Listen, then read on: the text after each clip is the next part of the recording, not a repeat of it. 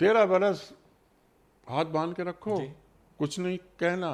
حالانکہ بہت سے لوگ، بہت سے مسلمان صحابہ، جید صحابہ، کبار صحابہ جواب دے سکتے تھے کہ نہیں دینا جواب، کوئی لڑائی نہیں، کوئی مقاتلہ نہیں. وہ تو مدینہ پہنچ رہے ہیں تو اس وقت آیت نازل ہو رہی ہے نا کہ اذن للذین یقاتلون بانہم ظلموا.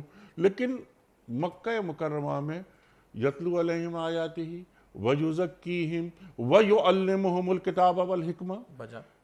بجا تو یہی ترتیب امت کو اختیار کرنی ہوگی کیا؟ یعنی میرا سوال یہ ہے آپ کی خدمت میں، حضرت امام مالک کا قول بھی یاد آ رہا ہے کہ امت کے اول دور میں جیسے اصلاح ہوئی تھی اسی طرح امت کے آخری حصے میں، آخری دور میں اسی طریقے سے اصلاح ہوگی. تو امت خیر امت، جس طرح آپ نے بات فرمائی کہ ہم کہہ رہے ہیں کہ ہاں ہم خیر امت ہیں، لیکن کیا ہم اس پروسیس سے گزرے یا گزر رہے ہیں؟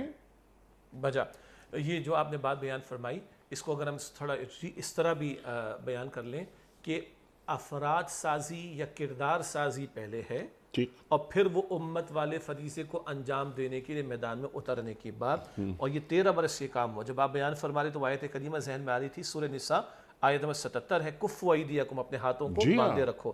اتنا باندھے رکھو کہ حضرت یاسر شہید ہوئے ہیں رضی اللہ عنہ، حضرت سمیہ شہید کی گئی رضی اللہ تعالی عنہ، مگر بدلہ نہیں لیا گیا، ہاتھ نہیں اٹھائے گئے. مکے کے 13 برس 4 کام تو یہ چل رہے تھے، یتلو علیہم آیاتہ ویزکیہم ویعلمہم الکتاب والحکمہ. سورہ جمعہ کی آیت نمبر 2 میں بات آتی ہے، آیات قرآن کی تلاوت، تزکیہ کیا جا رہا ہے، اللہ والا بنایا جا رہا ہے، آخرت کا طلبگار بنایا جا رہا ہے. جس نے غلبہ دین کی جد و جہد کرنی ہو، اس کا مطلوب تو پھر اللہ کی ذات اور آخرت کی کامیابی ہونی چاہیے.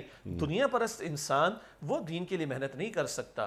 اور بہت اہم نکتہ کیا ہے، اسی مکہ مکرمہ کے 13 برس کے دوران میں ایک وہ آیت کریمہ بھی سامنے رہے، وجاہدہم بہ جہادا کبیرہ. یہ سورہ فرقان کی آیت نمبر 52 ہے. مکہ مکرمہ میں جہاد قرآن کریم کے ذریعے سے ہو رہا تھا. اگر کوئی اعتراضات مشرکین کے تو جوابات دیے جا رہے ہیں اینڈ سو آن. اور جو ایمان لا رہے ہیں، بلکہ اب مجھے یاد اللہ تعالیٰ نے دلایا وہ جو آپ نے آیت کریمہ تلاوت کی تھی، سورہ آل عمران آیت نمبر 139، وَأَنْتُمُ الْأَعْلَوْنَ ان کنتم مومنین. اگر واقعتاً ایمان والو گے تم غالب رہو گے. ایمان کا پہلا سورس تو قرآن حکیم ہے.